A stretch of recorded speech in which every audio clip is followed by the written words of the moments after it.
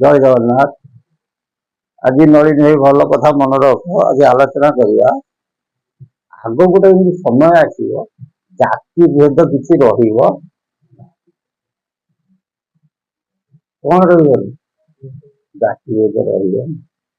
ସର୍ବେ ହଇବେ ଏକକାର, ନଥିବ ଭେଦର ବିଚାର। ଏଣୁ ହଇବ ଅଳ୍ପାୟୁଷ ପାପ ସକଳ ଜୀବନ ସତୀ କଲେ ଜଗନ୍ନାଥ ଦାସ। এটা କର୍ମବାଚକରେ କଥା ଜଗନ୍ନାଥ ଦାସ ଶ୍ରୀମଦ ଭାଗବତରେ ମାନେ କହିଲେ କଣ, ସଂସାରରେ ଆଚାର ବିଚାର ଚାଲି ଚଳନ ବ୍ୟବହାର ସଂସ୍କାର ସବୁ ଯାକ କଣ ହେଇଯିବ, ଲୋପ ହେଇଯିବ। କୁଳାଚାର ବଂଶାଚାର ଦେଶାଚାର କିଛି ରହିବ ନାହିଁ। କିନ୍ତୁ ମହାପୁରୁଷଟି ଅସ୍ତିତ୍ୱ କହୁଛନ୍ତି, ଏମିତି ଗୋଟେ ସମୟ ଆସିବ ଜାତି ଭେଦ କିଛି ରହିବ। ତମେ ସବୁ ଦେଖିଥିବ 1999 ମସିହା ବାତ୍ୟା ହେଲାନି, ଗୋଟେ ଗାଁରେ ଘରେ କି 2 ଘର ଥିବ କୋଠା ଘର, ଆଉ ସବୁ ଚାଳ ଘର ନା। ବାତ୍ୟା ବେଳେ ସେ ଘରେ ସମସ୍ତେ ଆସି ଆଶ୍ରୟ ନେଇନାହାନ୍ତି, ହଁ କି ନାହିଁ? ସେଠି ବାରଣ ଅଛି କି ହରିଜନ ସବର୍ଣ୍ଣ କଣ ବାରଣ ରହିଲା କି?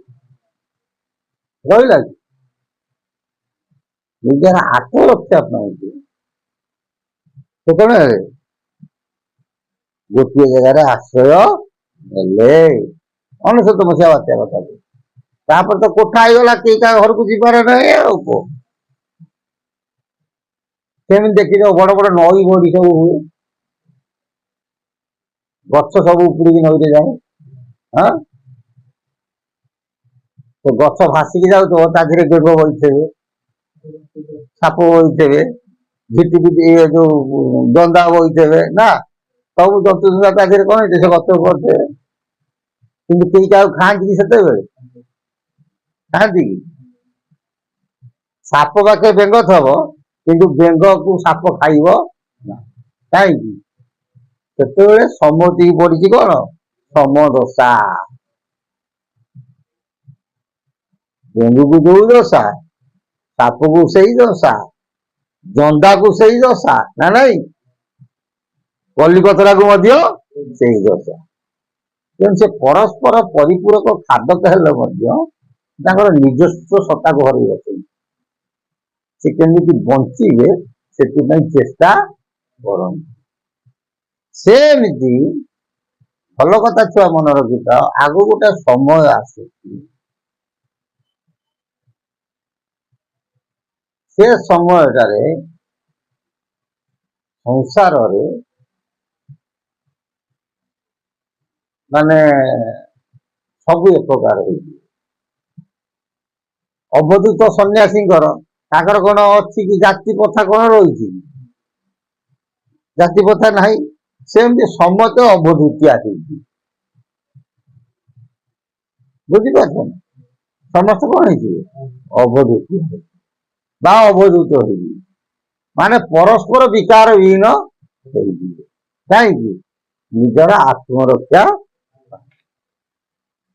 ଯେମିତି ନଈ ବଡିରେ ଗଛ ଉପରେ ଝିଟିପିଟି କଲିକତରା ଜନ୍ଦା ସାପ ବେଙ୍ଗ ଯେମିତି ଆଶ୍ରୟ ନିଅନ୍ତି, 1999 ମସିହାରେ ଯେମିତି ଗୋଟାଏ ଘରେ ସବୁ ଜାତିର ଲୋକ ଆଶ୍ରୟ ନେଇଥିଲେ, ସେମିତି ଆଗକୁ ଗୋଟେ ଭୟଙ୍କର ସମୟ ଆସିବ, ଗୋଟିଏ ବୃକ୍ଷ ମୂଳରେ ସମସ୍ତେ ଆଶ୍ରୟ।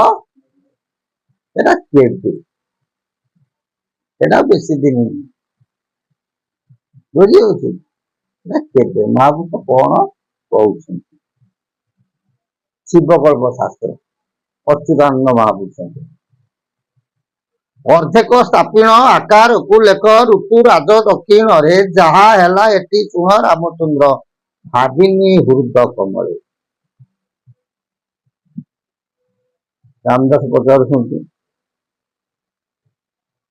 ଅଚ୍ୟୁତ ମହାପୁରୁଷ କଣ କରୁଛନ୍ତି? ଗୋସ୍ୱାମୀ କହୁଛନ୍ତି, ଭରତ ମହାରାଜ ଲେଖୁଛନ୍ତି, ହେଲା। ସେ ଗ୍ରନ୍ଥକୁ ସାଇତି କରି କିଏ ରଖୁଛି, ପଛରେ କହିବେ। କହିଲେ ଅର୍ଦ୍ଧେକ ସ୍ଥାପିଣ ଆକାରକୁ ଲେଖ। ଅର୍ଦ୍ଧ ବୋଲନ୍ତ ମନେ ରଖ, ଶକ୍ତି, ହେଲା। ଶକ୍ତି ହଉଛନ୍ତି 3, ମହାକାଳୀ, ମହାଲକ୍ଷ୍ମୀ, ମହାସରସ୍ୱତୀ। ବା କେତେ ବ୍ୟକ୍ତି କୁହନ୍ତି ମହାଦୁର୍ଗା, ମହାଲକ୍ଷ୍ମୀ, ମହାଶକ୍ତି। ତିନି ହେଲେ ଶକ୍ତି। ଅର୍ଦ୍ଧେକ ସ୍ଥାପନ ମାନେ ଶକ୍ତିକୁ ସ୍ଥାପନ ଆକାରକୁ ଲେଖ। ତିନିକୁ ସ୍ଥାପିକି କୁ ଲେଖ। ମିଶିଲେ କେତେ ହେଲା? ଆ ହଉଛି 2, ମିଶି କେତେ ହେଲା? 5। ଋତୁରାଜ ଦକ୍ଷିଣରେ, ଋତୁରାଜ ବୋଲନ୍ତି ବସନ୍ତ। ଋତୁରାଜଙ୍କର ଶେଷ ହଉଛନ୍ତି କିଏ? ସେ ବସନ୍ତ ଋତୁ। ତାଙ୍କ ସିରିଏଲ କ୍ରମିକ ସଂଖ୍ୟା କେତେ? 6। କେତେ ହେଲା? 56 ହେଲା। ବା 2029 ମସିହାରୁ 2030 ମସିହା, କାରଣ 55 ଅଙ୍କରେ 7 ଦିନ ଅନ୍ଧାର ମହାପୁରୁଷ ନା। ମୀନ କୃଷ୍ଣ ଚତୁର୍ଦ୍ଦଶୀ ଶୁକ୍ଳ ଯେ ବାସର ଅନ୍ଧକାର ଘଟିଯିବ ମଣିମଣ୍ଡଳର। ଏଇଟା କହୁଛନ୍ତି 56 ଅଙ୍କ। ତା ପର କଥା ହେଲେ ହେ ରାମ, 56 ଅଙ୍କରେ ଯାହା ସବୁ ଘଟିବ ମୁଁ ତାକୁ ମୋ ହୃଦୟରେ କଣ ବିଚାର କରିପାରୁ ନାହିଁ। ଏହି ଅଙ୍କେ ଜାଣ ଗୋଳ ଯୁଦ୍ଧ ଶେଷ 13 ଟୋପି ଆଜି ନାଶ। ସତ୍ୟ କଳି ଆଜି ଉଦୟ ହୋଇବ ନଥିବେ ଯବନ ବଂଶ। ଯବନ ବଂଶ ମାନେ କଣ? ତମେ ଭାବୁଛ ଗୋଟେ ଗୋଟେ ଜାତି କିନି କହୁଛି ଯବନ ନା? ମହାପୁରୁଷ ଦେଖିନଥିଲି ନା? ହେଲେ ବେକରେ ନଥିବ ମାଳ, ନୁଙ୍ଗି ପିନ୍ଧୁଥିବେ ଦଳକୁ ଦଳ ଯାଇ ଫୁଲ। ଦେଖିନାହାନ୍ତି ନା? ସମସ୍ତେ ଯବନ ବେଶ ଶେଷକୁ ଅଚ୍ୟୁତି କରିବ ଗୀତ। ଏଠି ମାନେ ଗୋଟିଏ ଜାତିକୁ ମହାପୁରୁଷ କହିନାହାନ୍ତି। ନଥିବେ ଯବନ ବଂଶ, ଯୋଉମାନଙ୍କର କୁଳାଚାର, ବଂଶାଚାର, ଦେଶାଚାର, ଆଚାର ବିଚାର, ଚାଲି ଚଳନ, ବ୍ୟବହାର, ସଂସ୍କାର ଯୋଉମାନଙ୍କର ନଥିବ ସେମାନେ କଣ ହେଇଯିବେ? କହିଲେ 56 ବେଳକୁ ତାଙ୍କର କିଛି ସ୍ଥିତି ରହିବ ନାହିଁ। ଗୋଟିଏ ହିନ୍ଦୁ ଧର୍ମାଚାର, ହିନ୍ଦୁ ଧର୍ମ ନଷ୍ଟ, ସଂସାରକୁ ଦୀକ୍ଷା ଦେବ। ଗୋଟିଏ ପତ୍ରରେ ସମସ୍ତେ ଭୁଙ୍ଗିବେ, ବର୍ଣ୍ଣା ବର୍ଣ୍ଣ ନର ହୁଏ। ବୁଝିପାରୁଛ ନା? ଶେଷରେ ଏମିତି ଗୋଟେ ସମୟ ରହିବ, କିଛି ଜାତି ଭେଦ ରହିବ, ବର୍ଣ୍ଣାବର୍ଣ୍ଣ ମାନେ ଜାତି ଭେଦ ରହିବ ନାହିଁ। ବୁଝେ, ହିନ୍ଦୁ ଧର୍ମାଚାର, ହିନ୍ଦୁ ଧର୍ମ ନଷ୍ଟ, ଏଇଟା ଆମେ ଭାବୁଛୁ ଗୋଟେ କଷ୍ଟ। କାରଣ ସବୁ ଧର୍ମ ଠାରୁ ହିନ୍ଦୁ ଧର୍ମଟା ହଉଛି କଷ୍ଟ ନା। ଅନ୍ୟ ଧର୍ମରେ ଏକ ଦେବା ଏକ ସେବା, ହିନ୍ଦୁ ଧର୍ମରେ କଣ ହଉଛି? ଏକ ଦେବା ଏକ ସେବା। ପ୍ରତ୍ୟେକ ସବୁ ଦେବାଦେବୀଙ୍କୁ ହିନ୍ଦୁ ଧର୍ମରେ ସମ୍ମାନ ଦିଆଯାଇଛି। ବୁଝିପାରୁଛ ନା? କିନ୍ତୁ ହିନ୍ଦୁ ଧର୍ମାଚାର କହିଲେ 56 ଅଙ୍କ ବେଳକୁ ହିନ୍ଦୁ ଧର୍ମାଚାର କଣ ହବ? ଜଗତକୁ ଶିକ୍ଷା ଦେବ। ଆଉ ତମକୁ ବାରମ୍ବାର କଥା କହୁଛି ମନେ ରଖ, କଳିର ଲୀଳା 2ଟା ଟର୍ମ ହେଲା। ଗୋଟେ 58 ଅଙ୍କ ଯାଏ ମହାପୁରୁଷ ଲେଖିଛନ୍ତି। ତାପରେ ମୁକୁନ୍ଦ ଦେବଙ୍କ ଅଙ୍କକୁ ମଧ୍ୟ ବିଚାର, ମଝିରେ କିଛି ଦିନ ଡିଫରେନ୍ସ ରହୁଛି। 2ଟା ଟର୍ମ କଣ ହବ? କଳିର ସଂହାର ଲୀଳାଟା ପରିପ୍ରକାଶ। ବୁଝିଗଲା ନା? ବୁଝିଗଲା? ଜୟ ଜଗନ୍ନାଥ। ପ୍ରଭୁଙ୍କ ସଦିଚ୍ଛା ପୂର୍ଣ୍ଣ ହଉ। ବୋଲ ଆନନ୍ଦ ପ୍ରଭା।